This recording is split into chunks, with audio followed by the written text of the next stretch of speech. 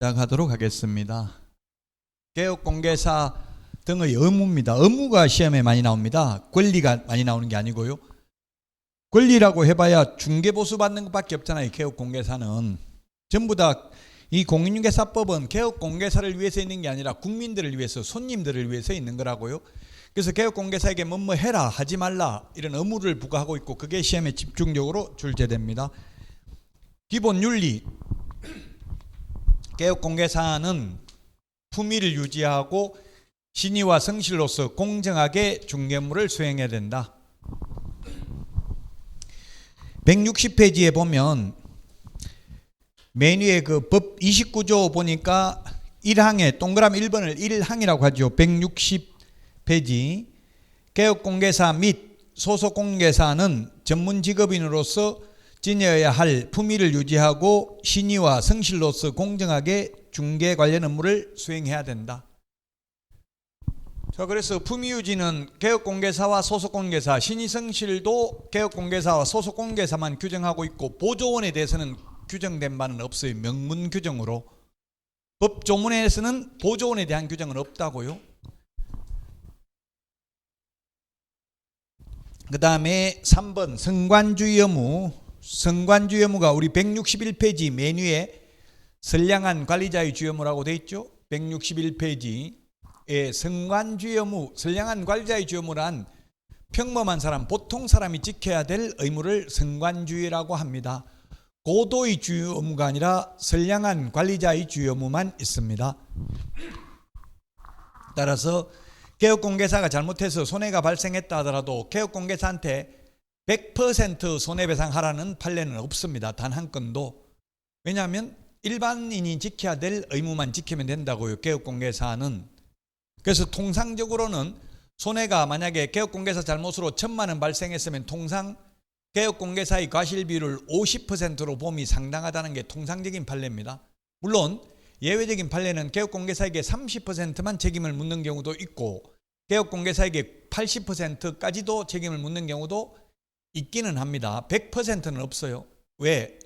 고도의 주의 의무가 있는 게 아니라 선량한 관리자의 주의 의무. 선량한 관리자라는 것은 평범한 사람, 보통 사람, 평균치 사람이 지켜야 될 의무만 지키면 된다고요. 고도의 주의 의무가 있는 게 아니라 성관주의 의무만 있습니다. 그런데 이 성관주의 의무는 명문 규정은 없고 판례로서만 인정하고 있는 의무입니다. 판례로서만 인정하고 있는 의무, 시험에 출제됐습니다. 법조문에는 없다고요. 성관주의 의무라는 말이 판례가 인정하고 있는 의무입니다. 자, 다음은 162페이지입니다. 비밀 준수입니다. 162페이지 그 메뉴의 법 제29조 2항을 보니까 개업공개사 등은, 등자 동그라미 하세요. 등은 162페이지 위에서 한 10번째 줄에 그 박스 안에 개업공개사 등은, 등자 동그라미 하라고요. 등은 이 법 및 다른 법률에 특별한 규정이 있는 경우를 제외하고는 그 업무상 알게 된 비밀을 누설하여서는 아니 된다. 개업공개사 등이 그 업무를 떠난 후에도 또한 같다. 그 밑에 박스에 보니까 법 제49조 1항에 보니까 2항에 보니까 29조 제2항 규정에 위반한 자는 피해자의 명시된 의사에 반하여 벌하지 않는다. 이걸 소위 반의사 불벌죄라고 합니다. 반의사 불벌죄. 반의사 불벌죄는 공인중개사법 전체에 오직 이거 하나밖에 없습니다. 비밀 준수 의무 위반한 경우 딱 하나만 반의사 불벌죄입니다. 반의사 불벌죄라는 건 뭐냐면 피해자가 처벌을 원하지 않습니다 하면 처벌을 못합니다. 요즘 텔레비전 보니까 법 공부, 헌법책이 엄청 많이 팔린데 계속 법 이야기를 하니까 헌법책이 하여튼 엄청 많이, 저도 헌법책 제대로 안 읽어봤는데 자꾸 거기서 말을 하니까 좀 지적 호기심을 자극하는 경우는 있더라고요. 반의사불벌죄는 뭐냐면 단순 폭행, 뉴스에 보니까 특수폭행, 특수공무집행방해 이런 말 하잖아요. 특수라는 말 들어가면 우리 폭행죄도 그냥 폭행죄는 반의사불벌죄입니다. 사람 때렸으면 맞은 사람이 나 처벌 원하지 않는다 하면 처벌 못한다고요? 반의사불벌죄입니다. 근데 특수폭행죄는, 특수폭행죄라는 건 그냥 손으로 때린 게 아니라 뭐 무기 들고 때렸으면 그건 특수폭행죄입니다. 특수폭행죄는 반의사불벌죄 아닙니다. 피해자가 처벌을 원하지 않습니다 해도 처벌받는다고요. 특수폭행은. 근데 우리 비밀누설은 비밀 누설 당한 사람이 나 처벌 원하지 않는다 하면 처벌 못한다고요. 그래서 반의사 불벌죄라고 합니다. 자, 그래서 조금 전에 읽어본 거 개업공개사 등이기 때문에 개업공개사 등은 법 제10조 2항에 보면 개업공인중개사, 소속공인중개사, 중개보조원, 법인의 임원, 사원을 개업공개사 등이라 한다. 아까 제가 신의성실, 품위유지, 공정중개 이거는 보조원에 대한 규정은 없다고 했죠. 근데 비밀누설은 보조원도 비밀 지키라고 명문 규정이 있다고요. 등이니까. 그리고 이 법 및 다른 법률에 특별한 규정이 있으면 누설해도 됩니다. 극단적인 예를 들면 살인사건 난 집을 중개를 하는데 그 손님이 이 살인사건 났다는 말 하지 마세요. 비밀 지켜주세요. 이렇게 말을 했다 하더라도 또 개업공개사는 의뢰인한테 그 매수 의뢰인한테 확인 설명을 할 의무가 있거든요. 실체 권리 관계와 부합하는지 등을 설명할 의무가 있기 때문에 이거 살인사건 난 집입니다. 이런 말을 했다 하더라도 비밀 누설로 처벌받기는 어렵다고. 왜? 확인 설명 의무. 이 법에 확인 설명하라고 돼 있기 때문에 또 설명 안 하면 오히려 손해배상해야 되거든요. 그래서 이 법이 공인중개사법입니다. 공법 공부하면서 국토유기획 및 이용에 관한 법률을 하면서 이 법이라고 하면 그거는 국토유기획 및 이용에 관한 법률을 말하는 겁니다. 이 법은 그 법을 공부할 때 그 법을 말하는 거예요. 다른 법률에 특별한 규정이 있는 경우, 그래서 시험에 비밀은 어떠한 경우에도 누설하여서는 아니 된다 하면 X입니다. 어떠한 경우, 시험에 그렇게 나왔어요. 어떠한 경우에도 누설하여서는 아니 된다 X. 이 법 및 다른 법률에 특별한 규정이 있으면 누설해도 됩니다. 예를 들면 지금 국회 정언 감정에 관한 법률에 의해서 청문회 정인으로 출석해가지고 정인신문을 하는데 저는 공인중개사법에 의해서 비밀임으로 말할 수 없습니다. 또 설령 말했다 하더라도 처벌 안 받는다고. 그 정언 감정에 관한 법률에 의해서 말하도록 되어 있기 때문에 그 비밀 누설에 해당되지 않는다는 이야기입니다. 자, 그 다음에 시험에 중개업을 영위히 하는 한 비밀을 준수하여야 하나 폐업하면 누설해도 된다. X입니다. 영원히 그 업무를 떠난 후에도 눈에 흙 들어갈 때까지 영원히 비밀은 지켜야 됩니다. 비밀 누설하면 1년 이하의 징역이나 1,000만 원 이하의 벌금이고 반의사 불벌죄다. 피해자가 처벌을 원하지 않는 경우에는 벌할 수 없다. 오직 반의사 불벌죄는 공인중개사법에 여기 딱 한 번만 나옵니다. 자, 다음은 163페이지 맨 밑에 개업공개사 등의 금지행위. 지금 34, 35만 적어놨죠? 근데 해마다 나옵니다. 해마다. 이거는 그 전에 건 안 적어놔서 그래요. 해마다 출제돼요. 금지행위는 무조건 나옵니다. 이거는 금지행위 별표 3개입니다. 금지행위 반드시 나옵니다. 앞에 결격사유도 지난주에 결격사유도 반드시 나온다고 했습니다. 자, 금지행위가 그 164페이지까지 맨 위에 그 박스에 있는 게 그게 법 조문입니다. 자, 금지행위 하면 안 되는 행위다. 매회 출제된다고 돼 있죠. 개업공개사 등의 금지행위다. 비밀준수도 개업공개사 등이라고 했죠. 금지행위 하면 안 되는 거 이것도 개업공개사 등이기 때문에 보조원도 하면 안 된다. 그리고 이런 금지행위를 하면 등록을 취소할 수 있다. 취소할 수 있으니까 임의적 취소, 상대적 취소, 취소할 수 있다. 다 같은 뜻입니다. 또는 줄여서 임취 또는 강사들에 따라서는 상취 이런 말도 해요. 상대적 취소라고 줄여서. 다른 강사의 강의를 들으면 상취, 임취 이렇게 할 수도 있어요. 임의적 취소, 상대적 취소 같은 말이라고요. 취소할 수도 있고 안 할 수도 있고 그 공무원들에게 재량권이 있는 걸 임의적 취소라고 하고요. 그 다음에 소속 공인중개사의 경우에는 자격 정지 사유에 해당됩니다. 자, 금지행위가 10가지가 있는데요. 암기 프린터는 이게 몇 번에 있어요?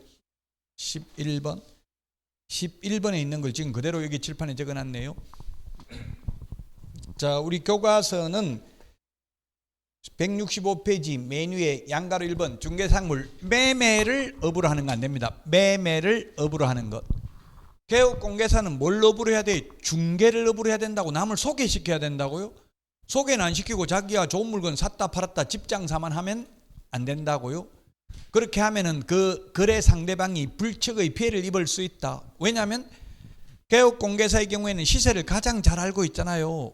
그럼 싸게 샀다 비싸게 되팔고 이럴 가능성이 있기 때문에 중개를 업으로 해야 된다고요. 매매를 업으로 하면 안 되고. 여러분들이 매매업 하려고 자격증 따는 게 아니잖아요. 중개업 소개하려고 자격증 따는 거잖아요. 그래서 매매업은 안 된다. 그 다음에 무등록 중개업자임을 알면서 그를 통해서 중개를 의뢰받거나 무등록 중개업자에게 자신의 명의를 이용케 하는 행위 하면 안 된다. 무등록 업자입니다. 업자, 직업으로 하는 사람. 그 시골 여주나 이런 데 보면 시골에 보면 똠방, 현업에서는 그걸 똠방이라고 그래요. 똠방. 마을 이장이나 그 마을에 유지들이 있어요. 그런 영향력을 행사하는 사람들, 그런 사람들한테도 돈 좀 떼줘야 돼. 그래야 소개시켜 준다고요. 안 그러면 할머니들이 그래 하려면은 개업공개사 말은 안 믿고 그 이장이나 그 자기가 믿는 사람 그런 사람 말한테 물어본다고. 이게 지금 누가 살라는데 팔까 물어본다고. 예를 들면 남편도 없이 혼자 살고 이러면 물어보면 그거 하면 안 됩니다 이러면 안 하죠. 그래서 그런 사람들한테 돈을 떼줘야 돼. 그게 무등록 중개 직업적으로 한다면 무등록 업자라고 볼 여지도 있어요. 해석상. 어쨌든 자격증 없는 무자격자임을 알면서 무등록 업자, 무자격자라도 업자가 아니면 상관없죠. 직업적으로 하는 사람이 업자잖아요. 무등록 업자임을 알면서 그를 통해서 중개를 의뢰받거나 무등록 중개업자에게 자신의 명의를 이용케 하는 행위 하면 안 됩니다. 그 다음에 중개보수 또는 실비를 초과하여 지금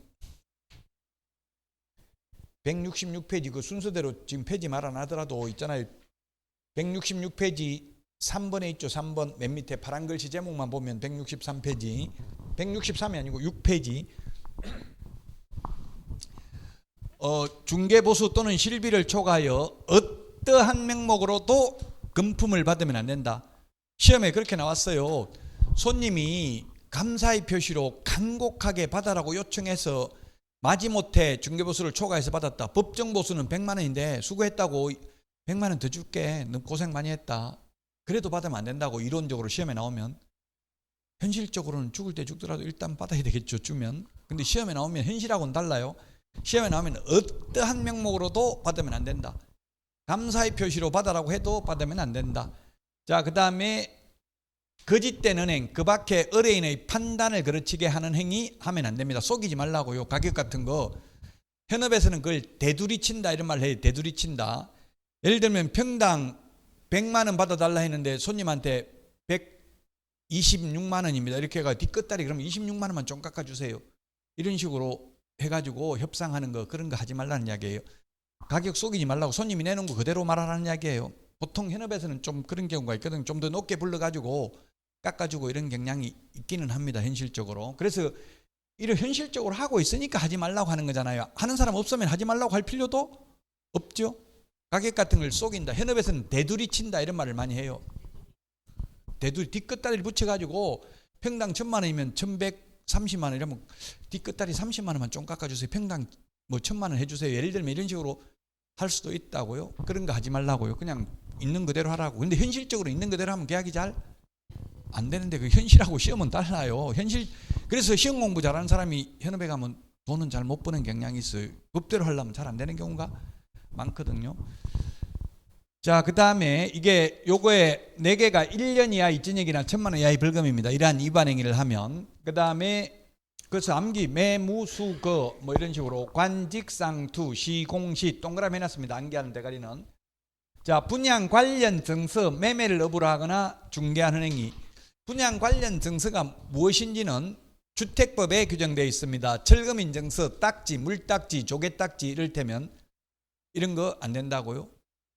그러나 동호수가 특정된 아파트 분양권은 여기에 해당되지 않습니다. 지금 유치원 같은 데서 분양권 전매는 가능하죠. 그 다음에 의뢰인과 직접거래, 쌍방대리 안 됩니다. 의뢰인하고 직접거래 뭐냐면 좋은 물건 나오면 싼 거 나오면 개업공개사가 싸게 샀다가 비싸게 되팔고 이렇게 하지 말라는 이야기예요. 그래서 손님하고 직접거래는 하지 말라고요. 직접거래 하지 말라고 하는 이유는 뭐예요? 개업공개사가 살 때는 싸게 사고 팔 때는 손님한테 비싸게 팔고 이러면 손님들이 피해보니까 직접거래 못하도록 하는 겁니다. 개업공개사 등. 쌍방대리라는 건 뭐냐면 개업공개사 혼자서 매수인 매도인 둘 다 대리해가지고 혼자서 계약서 쓰는 거예요. 사무소에서. 그러면 둘 중에 한 명이 피해볼 수 있겠죠. 손님이. 그래서 쌍방대리 안 됩니다. 일방대리는 가능해요. 일방 대리는 주로 어떻게 하냐면 원룸 같은 거 주인이 방 한 개 새 놓을 때마다 계속 안 오고 그냥 개업공개사한테 위임장하고 인감명령 떼주고 개업공개사가 그냥 임차인 월세 계약 이런 건 대리하는 경우 있어요. 일방 대리는 가능한데 일방 대리 X 이 말은 일방 대리가 가능하다는 이야기에 불가능하다는 이야기에 X니까 이것은 가능하다는 이야기에 금지행위가 불가능한 거예요. 하면 안 되는 거예요. X 이 말은 금지행위가 아니다 이 뜻이에요. 금지행위가 아니니까 해도 된다는 뜻이라고요. 암기 프린트 이거 설명을 들어야 돼. 그냥 X 이렇게 하면 저는 이게 무슨 뜻인지 잘 모른다고요. 금지행위가 못하는 거라고. 못하는 게 아니다 이러니까 해도 된다고. 이해 안 돼요? 됐어요? 이해됐어요? 네, 그게 너무 깊이 생각하면 헷갈리고 X 해놓으면 X의 X는 O가 될 수도 있고 그래요. 부정의 부정은 뭐 하여튼 좀 말이 한국말이 좀 어려워요. 어쨌든 일방 대리는 X 금지행위가 아니다. 원래 금지행위가 못하는 거잖아요. X니까 금지행위가 아니다 이 뜻이라고. 그래서 해도 된다 일방 대리는. 자, 그 다음에 탈세 목적으로 미등기 전매 등 투기를 조장하는 행위 하면 안 된다. 그 다음에 시세에 부당한 영향을 미치는 행위. 개업공개사가 거짓으로 계약이 성립된 것처럼 꾸미는 등 시세에 부당한 영향을 미치는 행위를 하는 것. 가격 높여주려고 예를 들면 시세 10억짜리인데 12억에 거래한 것처럼 가짜 계약서 써주고 부동산 거래 신고하고 이러면 손님 오면 이거 한 달 전에 12억에 거래되는데 지금 금매로 11억에 나왔다. 이렇게 해가지고 팔 수 있잖아요. 나중에 보니까 오히려 시세 10억인데 1억 비싸게 살 수도 있는 거죠.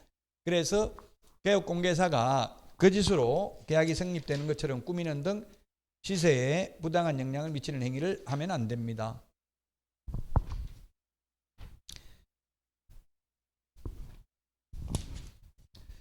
그게 어디 있냐면 지금 많이 넘어갔어요. 벌써 173에 8번에 있죠. 173에 8번. 여기도 8번이라고 돼 있잖아. 그대로 173번에 8번 있죠. 그 다음에 9번 있네. 또 9번 거기에 173페이지 맨 밑에 단체를 구성하여 불공정 중개를 담합하는 행위. 이게 뭐냐면 단체 구성은 외의자와 공동중개 제한. 이게 왕따 시키는 거예요.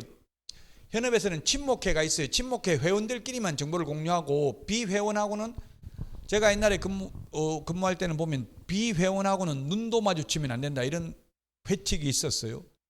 근데 저한테 수업 들은 분이 저는 회원업소였고 비회원업소가 저한테 수업 들어가지고 교수님 반갑습니다 하고 악수까지 한 걸 친목회장한테 적발됐어요. 그 친목회장이 저보고 회칙 위반으로 벌금 100만 원 내라 하더라고. 그래서 제가 네가 뭔데 판사냐, 판사가 벌금 선고하지 네가 뭔데 벌금 때리냐 이랬더니만 회장한테 달라들었다고 정보망 이용 정지 3개월 못보게 매물 못보게 막아버리고 이 정도의 현실은 굉장히 왕따가 심해요. 현실은. 그래서 그런 거 하지 말라는 이야기. 단체 구성은 외의자와 공동중개, 즉 친목회 회원 아닌 사람하고 공동중개 못하게 막지 말라 이 말이에요. 독점규제 및 공정거래법 위반이라는 이야기입니다. 하지 말라는 거는 하는 사람이 있으니까 하지 말라는 거죠. 하는 사람 없으면 하지 말라고 할 필요도 없을 것입니다. 자, 그 다음에 누구든지 시세에 부당한 영향을 미치는 행위를 한 경우, 그게 지금 175페이지 박스 안에 있습니다.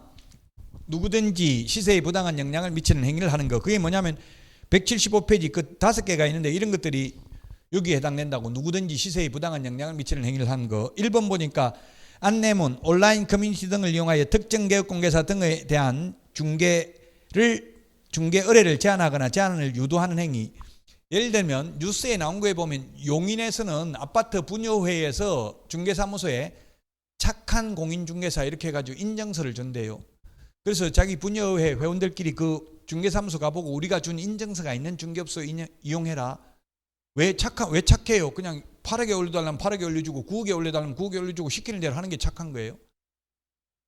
그게 시세에 부당한 영향을 미치는 행위를 하는 거잖아요. 저도 지금 아파트 분양받아가지고 다음 달에 이사를 가는데 보니까 입주 예정자 협의회 이런 게 있고요. 그 네이버 카페 이런 거 해가지고 입주자들끼리 그 가입하기가 굉장히 까다로워요. 뭐 그 계약서, 정당 계약서 그 사진 찍어가지고 업로드하고 이래야 계약했다는 계약자라는 걸 인정해야 회원 가입이 가능해요. 그럼 외부 사람은 볼 수 없잖아요. 담합해도 알기 어렵죠. 그래서 뭐 거기 우리 아파트를 뭐 가치를 높이자 막 이렇게 해가지고 아파트 이름도 바꾸자 막 이런 거 올라오더라고요. 예, 그렇게 담합하는 가격 담합하는 행위 하면 안 된다. 우리는 10억 밑으로 절대 내놓지 말자 이런 행위 하면 안 된다는 이야기입니다. 누구든지 시세에 부당한 영향을 미치는 행위 요구하면 3년 이하의 전역이나 3천만 원 이하의 벌금입니다. 그리고 1번부터 9번까지만 등록 취소할 수 있어요. 왜냐하면 이건 누구든지 이거는 아파트 분유회는 등록 안 돼 있는데 등록 취소할 이유가 없잖아요. 등록 안 돼 있으니까 등록 취소 못하죠. 누구든지니까 이건 아파트 분유회, 입주자, 커뮤니티, 운영자 이런 사람이 해당될 수 있다는 이야기입니다. 자, 그 다음에 부동산 거래 질서 교란행위 신고센터인데요. 요거는 지금 뭐 제가 페이지를 안 적어놨는데요. 페이지 찾지 말고 부동산 거래 질서 교란행위 신고센터 설치 운영 절차인데요. 운영하려면 먼저 국토부 장관으로부터 운영규정을 제정하여 승인을 받아야 됩니다. 그리고 나서 신고인으로부터 신고를 접수받고요. 접수받고 나면 시도지사 및 등록관청에 조사 및 조치를 요구할 수 있습니다. 시도지사 및 등록관청은 조치 요구를 받으면 신속하게 조치를 완료하고 10일 이내에 신고센터에 통보해야 되고요. 그러면 신고센터는 그 처리 결과를 신고인에게 통보하고 그리고 직전달의 신고 접수 처리 결과를 매월 10일까지 국토교통부 장관에게 제출해야 됩니다. 그래서 여러분들이 인터넷에 지금 휴대폰으로 부동산 거래 질서 교란행위 신고센터라고 치보면 한국 부동산원에서 운영하고 있습니다. 제가 한국 부동산원에 전화해 보니까 실제로 신고하기가 굉장히 까다롭더라고요. 신고인, 피신고인, 인적 사항까지 제출해야 됩니다.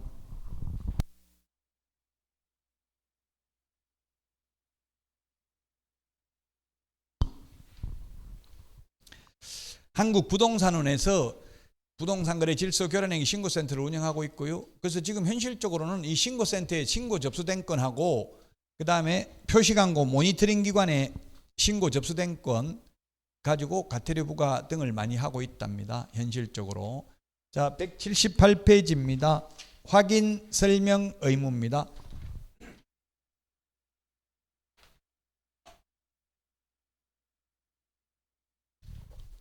확인 설명 의무가 어떻게 보면 공인중개사법 전체에서 가장 중요한 내용입니다. 확인 설명. 확인 점 찍고 설명입니다.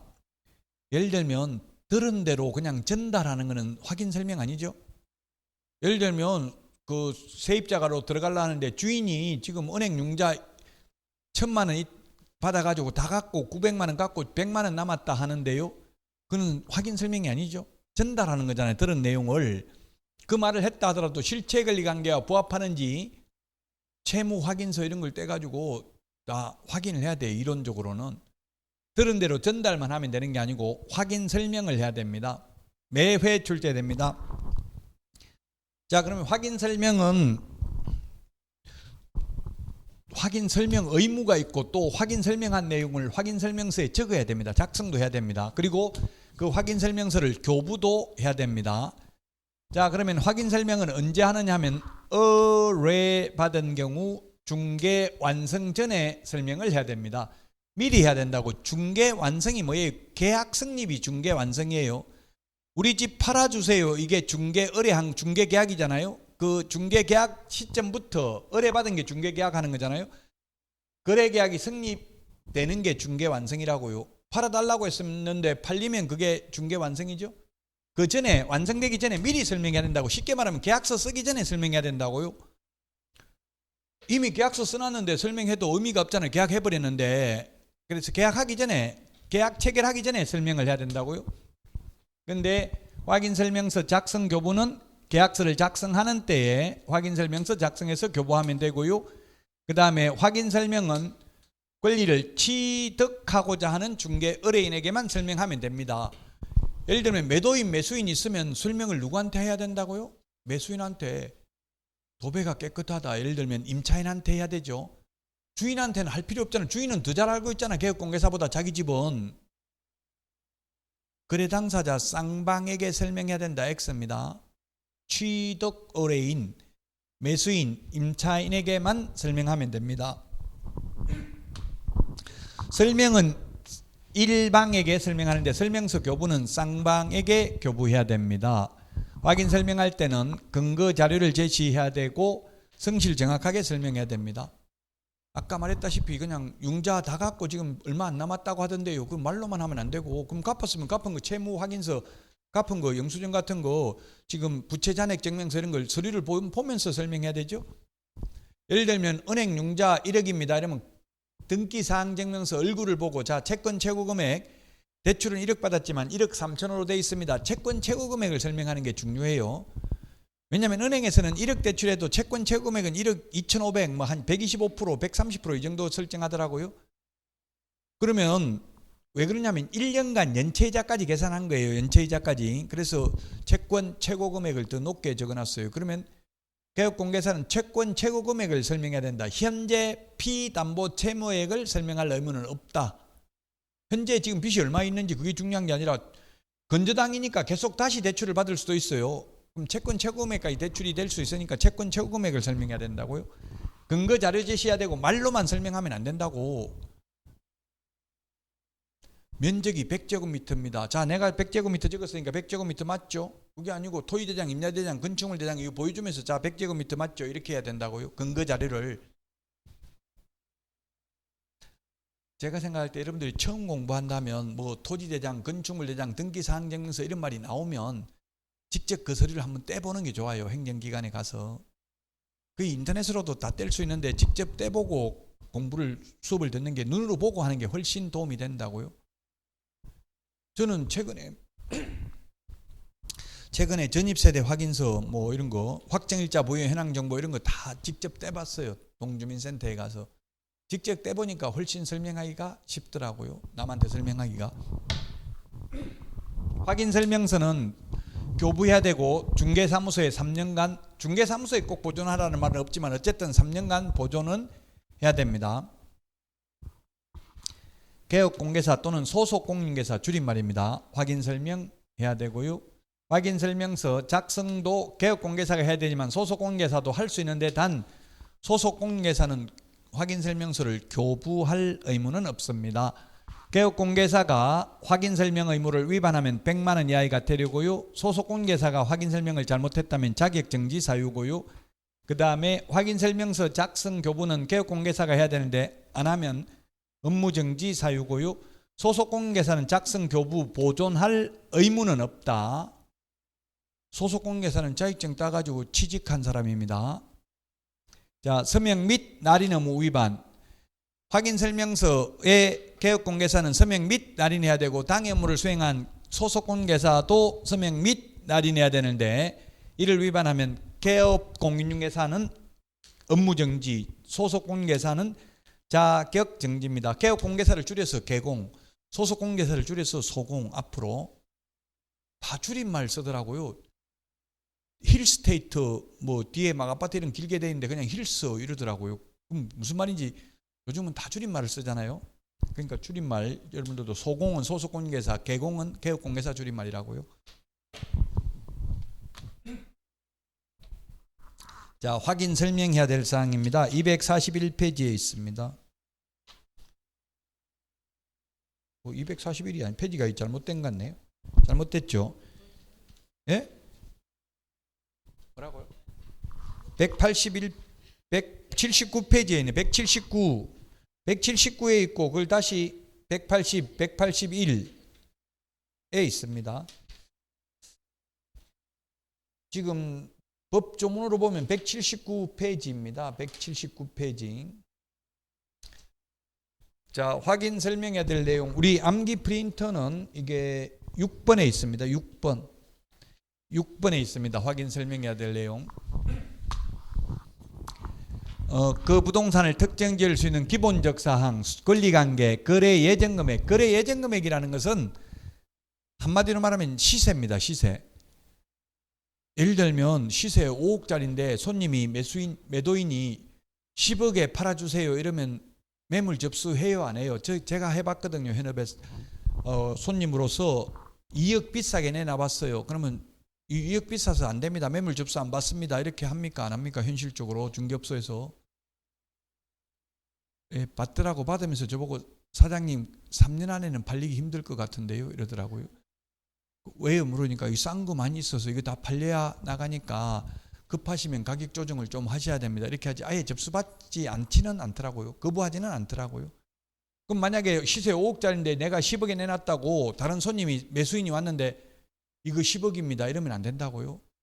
요건 시세보다 조금 비싸게 내놨으니까 만약에 마음에 들면 가격 조정을 하셔야 됩니다. 알려줘야 된다고. 이론적으로는 그게 거래 예정 금액이라고요. 거래 예정 금액이란 개업 공인중개사가 계략적으로 평가한 금액이라고요. 그럼 일종의 시세죠. 호가가 아니라 호가. 호가가 뭐예요? 호가라는 말 하죠. 호가. 호가, 호, 부를 호자, 가격 가자, 부르는 가격, 즉 입지제질 때까지 부르는 게 호가라고. 자기 받고 싶은 금액 그 호가를 설명하면 안 된다고. 받을 사람은 많이 받으려고 하잖아요. 매도인은. 이론적으로는. 근데 현실적으로는 매도인이 해놓은 거 그대로 지금 다 올려놓기는 했어요. 근데 이론적으로는 매도인이 뭐 불러달라고 터무니없이 높게 불러도 그대로 매수인한테 말하면 안 된다.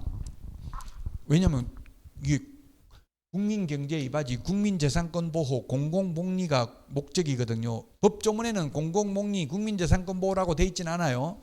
1조에 국민경제 위반인데 그게 같은 의미라고요. 어쨌든 국민들을 위해서 있는 거라고요. 국민이 손님이라고. 손님들을 위해서 있는 거니까 손님한테 피해를 입히면 안 되니까 시세도 말해줘야 된다 이 뜻이에요. 중개보수 산출 내역, 중개보수 얼마인지도 확인 설명해야 되고요. 그 다음에 토지 이용계획, 공법상 이용제한, 거래규제, 수도, 전기, 가스 등 시설물의 상태, 벽면, 바닥면 및 도배 상태, 1조 소음, 진동, 환경조건.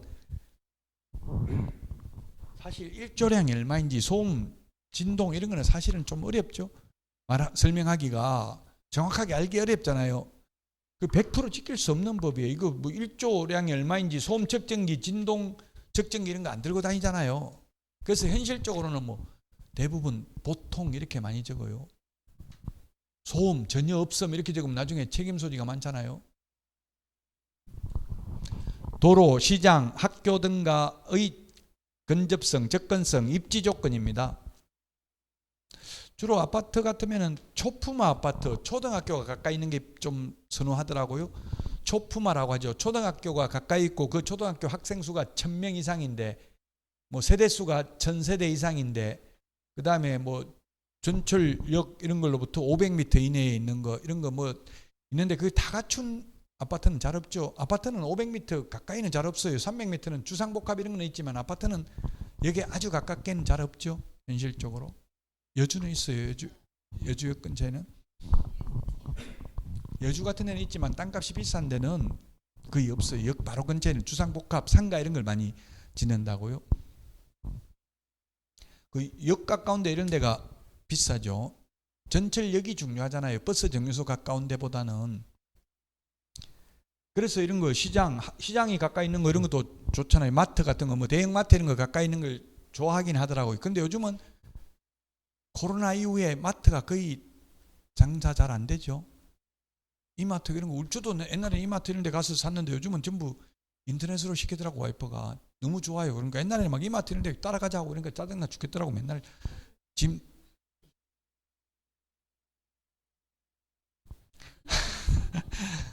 제가 너무한 거예요. 지금은 어쨌든 인터넷으로 시키니까 편하고 좋더라고요. 그러니까 이게 지금은 이게 대형 마트 이런 게 잘 안 생겨요. 새로 신도시가 생겨도 요즘은 전부 다 지금 폐업하는 추세니까 오히려. 자, 그 다음에 취득 관련 조세의 종류 및 세율. 양도 관련 조세가 아니라 취득 관련 조세예요. 시험에 양도 관련 조세 이렇게 X로 나왔어요. 쉽게 말하면 양도소득세라는 거는 뭡니까? 양도 차익이 남는 경우 2억에 샀다 3억에 팔으면 1억 남았으니까 그 남는 부분에 대해서 세금 내는 게 양도소득세죠. 그거는 설명 안 해도 돼요. 왜냐하면 돈 남는 거 가지고 세금 내니까 미리 돈을 준비해야 되는 거 아니잖아요. 그래서 설명 안 해도 되는데 취득세는 있는 돈 없는 돈 다 끌어모아 가지고 기껏 뭐 1억 마련했는데 또 취득세 뭐 4.6% 내라 이러면은 왜 그 미리 말 안 했느냐 이렇게 될 수도 있다고. 있는 돈 없는 돈 다 끌어모았는데 더 이상 돈 못 구한다 이렇게 나올 수 있잖아요. 그래서 미리 취득 관련 조세를 설명해야 됩니다. 근데 이게 참 어려운 게 취득 관련 조세가 세율이 엄청나게 뭐 1%, 뭐 2%, 3% 엄청나게 다양하죠. 그 현업에 있는 분들 보니까 그래서 표준세율 뭐 이렇게 적어 놓고 아니면 취득세는 주택 보유수 등에 따라서 달라질 수도 있다 이런 걸 적어 놓더라고요. 왜냐하면 나중에 세금 네가 말하는 거 다르다 이렇게 해가지고 또 따지고 손해배상하라 소송하고 이러면 피곤하잖아요. 그 취득세는 개인 조건에 따라서 달라질 수도 있다 이런 말이라도 좀 적어놔야 돼요. 워낙 세율이 다양하잖아요. 뭐 농지 다르고 뭐 다르고 다 다르죠. 그 다 암기하기가 쉽지가 않잖아요, 현실적으로. 자, 그 다음에 이게 주택 전세 사기 때문에 이게 추가된 겁니다. 이게 추가 사항인데요. 전세 사기 때문에 또 요거는 주택임대차인 경우만 해당됩니다. 왜냐하면 지금 주택임대차가 관리비를 부풀리는 경향이 있어요. 왜 그러냐면 주택임대차 신고하면 세금을 더 낸대요. 현업에 있는 분들 말 들어보니까. 그래서 주택임대차 신고가 보증금 6천만 원 초과, 월차임 30만 원 초과하는 경우 주택임대차 신고해야 되거든요. 주택임대차 신고 안 하려고 제가 당국대학교 그 천안 캠퍼스 천안에서 강의를 하는데 거기 보니까 연세가 600만 원이더라고. 연세 1년에 600만 원을 받아요. 연세 600만 원인데 차임 350, 관리비 250 이렇게 적었더라고요. 그럼 차임 쉽게 말하면 월세가 연세가 350이니까 나누기 12달 하면 한 달에 30만 원이 안 되잖아요. 그럼 주택임대차 신고 안 해도 되니까. 그래서 개업공개사님들은 관리비를 부풀리면 주택임대차 신고 안 해도 됩니다. 이런 말 하지 마셔야 됩니다.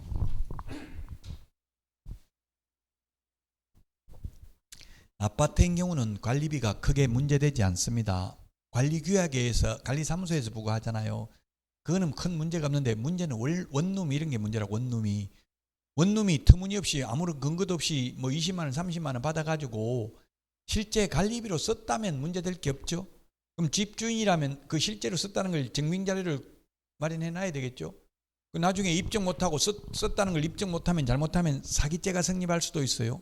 관리비로 쓰지도 않을 거면서 관리비 명목으로 받아 챙겼다면, 또는 민법상 사회행위 취소 소송의 대상이 될 수 있고 부당이득 반환 청구 소송의 대상이 될 여지도 있다. 그 개업공개사는 뭐 관리비를 받아 챙기지만 않았다면 개업공개사 책임은 없다고 봐야 되겠죠. 단 그 정확하게 금액은 적어야 된다고. 어떤 근거에서 관리비가 이렇게 부과됐는지 이런 걸 기재하도록 바뀌었고요. 그 다음에 임대인의 정보 제시 의무 및 보증금 최우선 면제금에 대해서 설명을 해야 됩니다. 임대인이 정보 제시해야 되는 게 확정일자, 부여, 현황정보, 국세, 지방세, 완납증명서 이런 걸 제시하거나 또는 열람하도록 동의를 해주도록 되어 있습니다. 의무적으로. 최우선 면제 받는 거, 경매 넘어가면 얼마 이하인 경우 얼마까지 최우선 면제 받을 수 있다. 이것도 지역별로 달라요. 그게 29번에 있어요. 암기 프린트 29번에.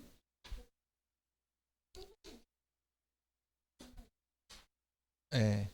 29번에 보면은 예를 들면 그 서울인 경우 1억 6,500만 원 이하인 경우 5,500만 원까지 최우선 면제 받고, 이천인 경우에는 3번에 있네요. 광역시 파주, 광주, 안산, 이천, 평택은 8,500만 원 이하인 경우 2,800만 원까지는 최우선 면제 받을 수 있다. 이걸 설명을 해야 됩니다. 그 다음에 전입세대 확인서 열람 또는 교부에 관한 사항도 설명해야 됩니다. 제가 전입세대 확인서 확정일자 부여 현황정보 다 떼봤다고 했죠. 전입세대 확인서도 한번 여러분들도 떼보십시오. 그러면 그 주소지에 전입되어 있는 사람이 다 나타나는 거예요. 그럼 전세자금 대출 이런 거 받거나 아니면 전세 반환 보증보험 이런 거 가입하려면 전입세대 확인서 다 떼오라고 그래요. 떼갔는데 옛날 세입자가 전출을 안 해가고 그대로 있고 또 내가 전입신고 해버리면 2명이 돼 있잖아요. 대출 안 해줘요. 그러면 전 세입자가 나가야 된다고. 그 전출을 안 해가고 그대로 있으면 대출 안 해준다고요. 세입자 2명이면 나중에 경매 넘어가면 최우선 면제 그 사람이 먼저 받잖아요. 옛날 돼 있는 사람이. 그 다음에 민간임대주택 특별법에 의한 민간임대주택인 경우는 임대보증금 보정에 관한 사항을 설명해야 됩니다. 이 보정료는 그 주인이 75% 내야 되고 세입자가 25% 내죠. 오늘 뉴스에 보니까 전세 반환 보증보험료가 대체로 지금 전세 반환 보증보험 가입 가능한 게 허그가 뭡니까? 주택도시보증기금, 그 다음에 주택금융공사, 서울보증보험 세 군데에 가입할 수 있어요. 전세 반환 보증보험이. 세 군데 가입할 수 있는데 지금 통상적으로 지금 0.15% 정도 됩니다. 이건 정확한 게 아니에요. 왜 정확하지 않냐면 빌라에 따라 빌라인지 아파트인지 이런 거에 따라 다른다고, 위험도에 따라서 보통 한 0.15% 정도 되는데 한 30% 올해 1월 31일 이후부터 37% 정도가 인상된데, 위험한 거는 엄청나게 적자래요. 지금 보험료 받는 게 3천억 정도 되는데 보험금 나간 게 뭐 몇 조라더라고, 몇 조. 정부에서 엄청나게 적자를 보고, 전세 사기 때문에 그 내준 돈이 내주고 주인한테 못 돌려받은 게 엄청나게 많다고요. 그래서 지금 보험료를 올린다. 0.15%면 얼마예요? 1억이면 1년에 15만 원, 2년 보통 계약하잖아요. 그럼 30만 원. 2억이면 60만 원 정도 내야 된다고, 보험료를. 이게 아까워가지고 가입 안 해가지고 피해가 더 커졌잖아요. 이게 무조건 가입하는 게 아니라 위험한 건 안 받아줘요. 지금 보험료가 올라가는 게 왜 올라가냐면, 그 건조당 채권 최고 금액하고 채권 최고 금액이 집값의 70% 넘으면 보험료 올라가는데, 80% 넘으면 더 올라가고, 이제 위험하다는 이야기죠. 떼일 가능성이 많다는 이야기예요. 그 보증 담보 설정한 게 금액이 많으니까, 경매 넘어가면 못 받을 가능성이 많으니까 보험료를 높게 받는 거예요. 그 70% 담보 설정 금액이 전세 보증금하고 건조당 설정된 금액을 합해도 집값의 75%를 안 넘어가는 경우는 오히려 내려간대, 보험료가. 그는 사고 날 확률이 희박하다는 이야기죠.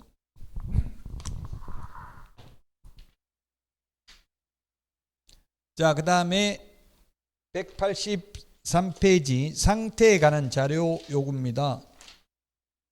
183페이지 거기 2번에 있죠. 상태에 관한 자료 요구. 개업공개사는 매도 임대 의뢰인에게 상태에 관한 자료 요구를 할 수 있다. 불응해도 됩니다. 불응하면 매수 임차 의뢰인에게 설명하고, 시험에 설명하고 대신에 설명하거나 이렇게 줄대를 했어요. 하거나. 말장난이죠. 하거나가 아니라 하고 확인 설명서에 기재도 해야 된다. 이론적으로는. 근데 현실적으로는 임차인이 와가지고 그 주인한테 도배 좀 깨끗한지, 싱크대 물 잘 빠지는지 좀 알아봐 주세요, 이렇게 했는데, 개업공개사가 임대인한테 그 싱크대 물 잘 빠지는지 지금 세입자가 궁금해하는데 좀 알려주실 수 있나요? 못 알려주겠는데요. 이론적으로는 그래도 된다고요? 그러면 임차 의뢰인한테 주인이 안 알려준다고 해서 나도 모르겠습니다, 이렇게 하면 된다고, 이론적으로는. 그리고 확인 설명서에 기재하면 된다고요. 근데 현실적으로 그러면 계약이 되겠어, 안 되겠어요? 안 되겠죠. 그래서 법대로만 하면 돈 못 번다고. 그래서 현업에서는 최대한 친절하게 해서 오빠, 선생님 이렇게 해가지고 알아내야 된다고요. 아저씨, 아줌마 이렇게 쓰면 안 되겠죠. 손님은 개업공개사 보고 아저씨, 저보고도 아저씨 이렇게 하더라고. 제 아들보다 어린 애가 아저씨 하고 막 이래도 예 선생님 이렇게 해야 돼요. 사장님이라 하기는 좀 그렇더라고, 너무 어리니까. 그리고 아저씨, 아줌마 이런 말은 절대 쓰면 안 된다고요, 중개업소에서는. 어쨌든 설명하거나가 아니라 설명하고 기재도 해야 된다. 소유자 확인인데요, 신분 확인할 수 있는 정표를 제시할 것을 요구할 수 있다. 신분증 보자고 할 수 있어요. 신분증이 작년 12월부터 모바일 신분증이 도입됐습니다. 지금 모바일 신분증도 있어요. 그 신분증 보여달라고 할 수 있어요. 나 개인정보인데 못 보여주겠다. 그럼 계약 못하는 거죠. 보여달라 할 수 있어요. 신분증 봐야죠. 진짜 주인이 맞는지 확인하고 중개를 해야 되잖아요. 남의 물건 팔아먹는 걸 중개하면 나중에 책임져야 되니까 신분증 보자고 할 수 있다. 비교 정리는 지금은 넘어가겠습니다. 다음에 하고요. 지금 정확하게 다 알기 어려운데 비교하면 더 헷갈리니까 3월 달에 비교 정리를 하고요. 자, 계약서 작성 의무입니다. 계약서 작성 의무.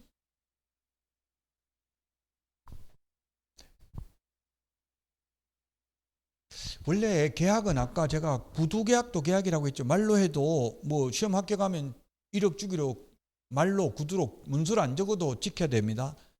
원래는 민법에서는 계약 자유의 원칙이라고 있어요. 민법에서. 아직 계약법을 안 배웠을 텐데, 계약 자유의 원칙이라는 게 뭐냐면 계약 방식의 자유, 계약 내용의 자유, 있다고요. 무슨 내용으로 계약을 하든 상관없어요. 계약 방식도 구두로 하든 문서로 하든 상관이 없다고요. 민법은. 그러나 우리 공인중개사법은 민법이 일반법이고 공인중개사법이 특별법이라고 했잖아요. 민법하고 충돌하면 공인중개사법을 먼저 적용한다고요. 민법에서는 구두로 말로 계약해도 되지만 우리는 반드시 문서로 적어야 돼요. 법에 적으라고 했으니까 적어야 돼요. 구두로 계약하게 되면 계약의 효력은 있지만 민법에 의해서 개업공개사는 처벌받아요. 공인중개사법을 위반했기 때문에. 계약 효력은 있죠. 민법에서 구두계약도 계약이라고 했으니까 계약 효력은 있지만 나중에 분쟁이 생기니까 그러잖아요. 나 그런 말 한 적 없다 있다 하면 피곤하잖아요. 그래서 문서로 쓴다고요. 자, 누가 계약서 적느냐 하면 개업공개사가 작성해야 되고요. 중개완성, 중개완성이란 계약 성립이에요. 계약 성립한테 계약서 적고요.